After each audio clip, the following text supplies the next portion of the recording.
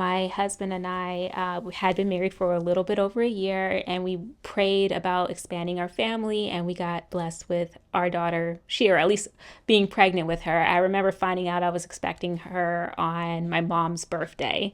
So it just made it extra special. We were all jumping up and down. And I will say, as a first time mom, of course, you have your anxieties. You dream about the baby, you think about everything going perfect, you nest. I will say, I did have a hard time being pregnant with her. I did have hyperemesis, which is a severe form of morning sickness. And I did experience that my entire pregnancy. But with that, it was still a joyful time. So excited to shop and decorate the nursery, the baby showers, the gender reveal, all the celebrations. So it was definitely a very happy and exciting time. For me, I noticed towards the end of my third trimester that I was gaining weight rapidly. And at first, I was like, okay, well, for most of the pregnancy with having hyperemesis, the severe morning sickness being that, I wasn't gaining weight at all.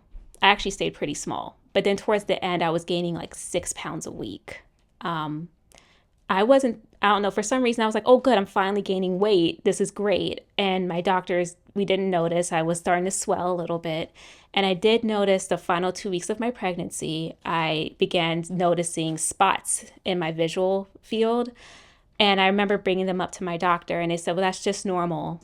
That's normal. And I also noticed the week I got induced, so I did advocate for an induction because a part of me, my spidey senses went up a little bit about my blood pressure was starting to increase a little. It was still normal, but it was higher than my personal normal.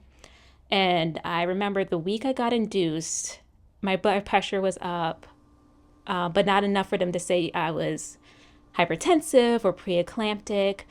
But being a nurse, I just knew something was just off, but I couldn't really put it all together for myself. And when I was in nursing school, I was taught that delivery was the cure to preeclampsia. So with preeclampsia, your blood pressure increases.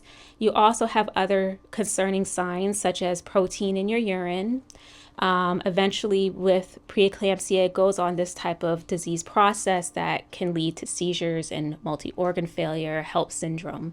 So it leads to this umbrella of severe outcomes that can happen for a mom and for a child. It's actually one of the leading causes of maternal and infant death in the United States. I was a unique case, and this is what actually really blindsided me, because as a nurse and having this background, I figured once I delivered the baby that all of this was going to go away. I wasn't diagnosed with preeclampsia just yet. I said, okay, once I'm induced and have my daughter, everything's good. The cure is, even if I was, and I was thinking, even if I am preeclamptic, it's going to go away with delivery. But this is where it didn't make the connection until I was a week postpartum. And I had this nagging headache. It just, no matter what I did, it wouldn't go away. And it just kept pounding. And I was thinking, okay, I'm a sleep deprived new mom. Breastfeeding, I'm home with my daughter, I'm not sleeping, so this is just sleep deprivation. And my mom was fortunately over, and I said, Mom, I'm not feeling great, I'm gonna go lay down. And she noticed I was more swollen than I was when I gave birth. Couldn't even wear my shoes, couldn't even wear my maternity clothes. So I don't know why it didn't dawn on me then. But my mom was like, let's just take your blood pressure. And I noticed my blood pressure was high. It was 140/90.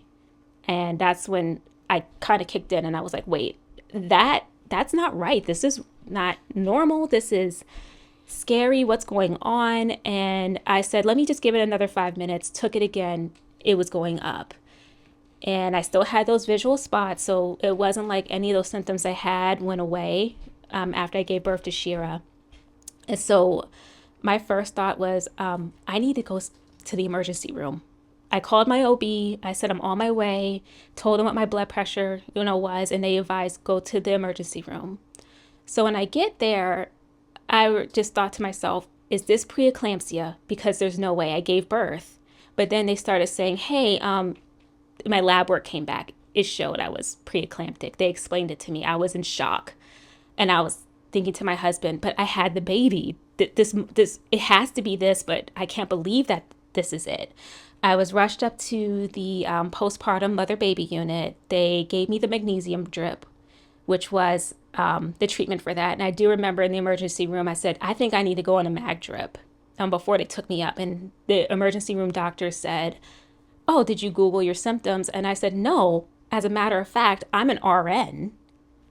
I know what's happening to me. Like, I know now, like, this is all clicking for me now. I had that moment where I was like, okay, no, I need to survive. I need to advocate for myself. My daughter needs me. My husband, he needs me.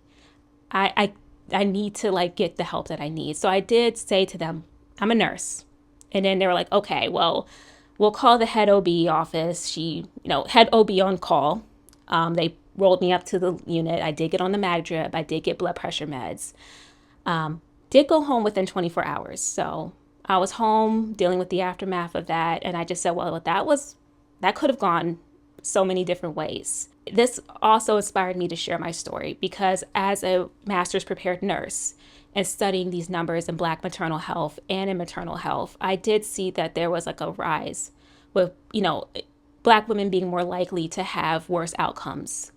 And so I said, wow, all the numbers that I studied, all the things that I studied in my master's, things I knew, with my knowledge base, and yet here I am, someone who was educated, somebody with a nursing background, and I was still blindsided by this. And so I thought, if I was blindsided by this, what about the woman that doesn't have the education that I have? What about the mom that doesn't know the family member? And so that inspired me to get involved with the Promise Walk and to march. And I was so, honored to serve as last year's ambassador to share my story, really to help other moms and to advocate. And so why I share my story, not from the standpoint of, as a woe is me, but as, no, I'm telling you this, or I'm telling anybody who would listen, look out for the mom next to you. Look out for the pregnant woman that is next to you. Let her know. Advocate for yourself. Don't dismiss it. This is something that can truly lead to so many horrible outcomes for a mom and child. And I unfortunately heard so many stories that will break your heart. And so I don't want that to be another woman's story. I don't even want a woman to go as far as I did with this, disease process and having postpartum preeclampsia. I want other women to know about the symptoms, to know the signs, how to advocate. And then I also, as a healthcare professional, I would love for my colleagues really to be more well-versed and up-to-date on women's health research, and particularly with preeclampsia, and to know that this can happen after giving birth. It can even happen up to 6 weeks after giving birth. So I would really want more people to know that, and this is why I share my story, why I advocate, and why this means so much for me to help other moms.